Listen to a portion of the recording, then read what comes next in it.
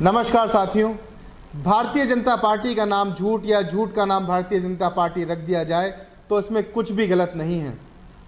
प्रधानमंत्री जी वाराणसी जाते हैं और वहां पर भरी सभा में झूठ बोलते हैं कि योगी जी ने बहुत खूबसूरत तरीके से कोरोना काल में प्रदेश की व्यवस्था को संभाला, जबकि प्रदेश का बच्चा बच्चा जानता है कि कोरोना काल में प्रदेश की क्या स्थिति थी।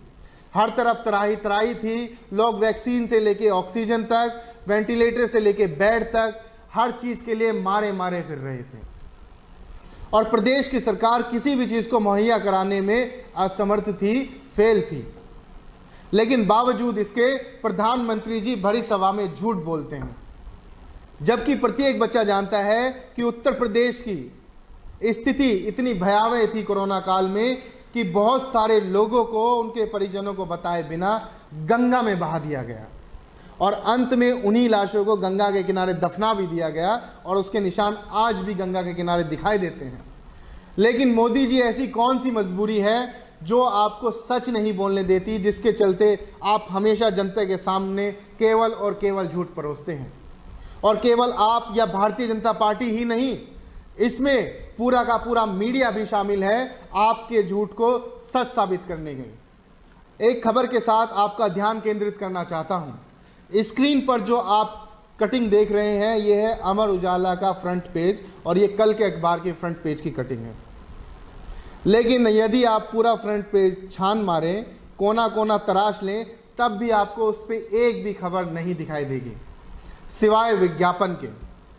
अमूमन किसी भी अखबार का फ्रंट पेज होता है देश की सबसे महत्वपूर्ण खबरों के लिए, ऐसी परियोजनाओं के लिए जो सरकार लोगों को देती है। लेकिन इस अखबार के फ्रंट पेज पर यदि कुछ है तो वो है केवल और केवल विज्ञापन, और विज्ञापन में लिखा है अव्वल उत्तर प्रदेश। योगी जी, मैं आपका हाथ जोड़कर नमन करता हूं कि पहली बार आपने कुछ सत्य बोला है। अव्वल उत्तर प्रदेश है लेकिन बेरोजगारी में, अव्वल उत्तर प्रदेश है लेकिन महिलाओं की सुरक्षा में, अव्वल उत्तर प्रदेश है शिक्षा में, और अव्वल उत्तर प्रदेश है लेकिन बेरोजगारी में। लेकिन जिन विषयों पर आप राज्य को अव्वल कहना चाहते हैं वो केवल और केवल अखबारों में, समाचारों में और सोशल नेटवर्किंग पर है।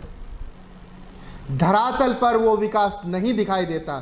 धरातल पर उत्तर प्रदेश में विकास औंधे मुंह गिरता है, क्योंकि यदि आपने धरातल पर विकास किया होता तो आपको विज्ञापन करने की आवश्यकता नहीं पड़ती। 70 सालों में कांग्रेस ने जितना विकास किया, कभी भी उसका विज्ञापन नहीं किया।